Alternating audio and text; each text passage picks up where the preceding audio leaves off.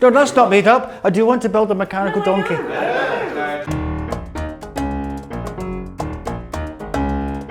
Okay, Graeme Obree, this is your quick fire round of Q&A.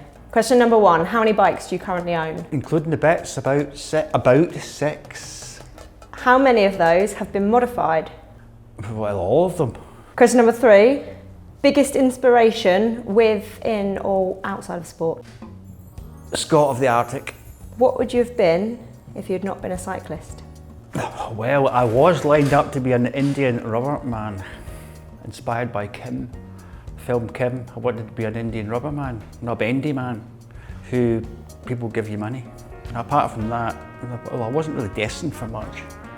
In fact, when I left school at 16, I kind of walked across the playground and then I discovered, well, bike racing and then some more, and then we know the story. Tea or coffee? Coffee. Favourite hobby outside of cycling? Thinking about cycling.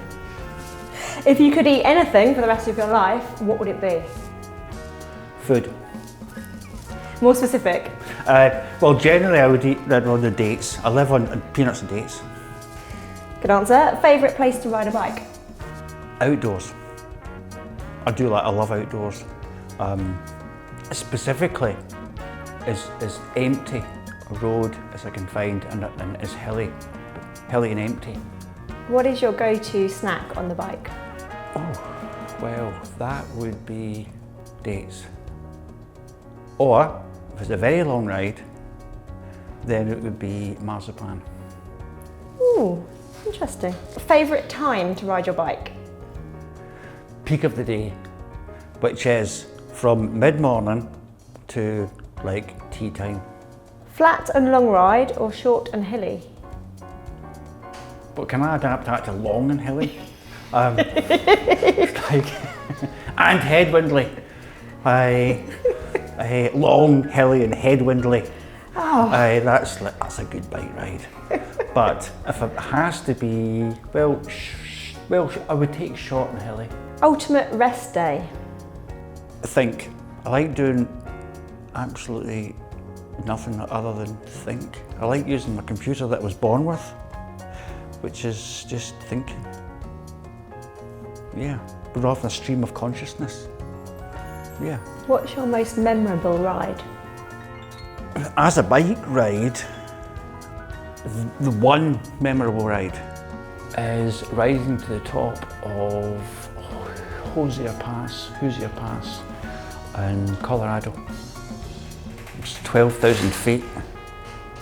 And then coming down in Superman position, with the full aero feel and 12,000 feet thin air and the beautiful, so you can see 80 miles into the distance down to Boulder, Colorado. That was the moment. Yeah. What was the emotion of that?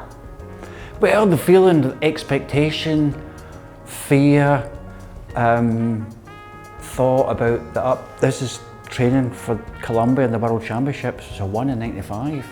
But this was before that, and there was this just expectant excitement, and then that huge open area, and the feel of the air wasn't, and the sense of speed in the Superman position, and it was on my own as well, and I just looked down this big road, and it was kind of poignant because there was just the future was open to me, but I didn't know what it was. So it was just in the apex of destiny, in a beautiful place with speed and sense of speed and beauty. So that was just a moment in history that could have gone either way for my life. What piece of advice would you give to someone that's just started racing for the first time? One piece of advice: don't achieve anything, aspire, because achievement only happens as a result of aspiration, but you can aspire without the need for achievement. So there's more joy in this moment. People who aspire to achieve more than those who set out to achieve. So we aspire to achieve, and if you achieve, great. You know what, enjoy it. Final question. What's next for Graeme Obree? I do have aspirations, books, poetry, I'd see one of my favourite bike rides is going into the countryside, and if it's a beautiful day, I'll just stop and goes, you know what? Time's a gift from the universe. And if I take paper with me and maybe scribble a note or write some sort of start of a poem, or I do want to build things as well. I actually aspire to build a mechanical donkey.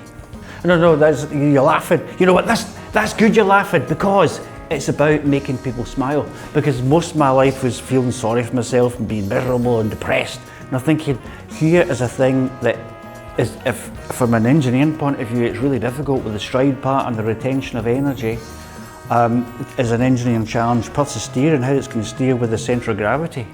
But if I can pull it off, it'd be a great engineering challenge. But I tell you what, nobody would either look at me on that or have a ride on that themselves without smiling.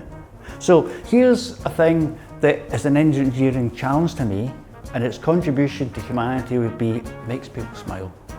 So I think there's two very good reasons to aspire to this. I'm not saying I will achieve it, but I aspire to it, and looking at stride patterns, and it's just something of interest as a challenge, isn't it achievable? Graeme, thank you. Thank you. You know, I'm yeah, you. the stirrups could be the power thing, and then if the feet can, anyway, I've got a rough idea how to do this.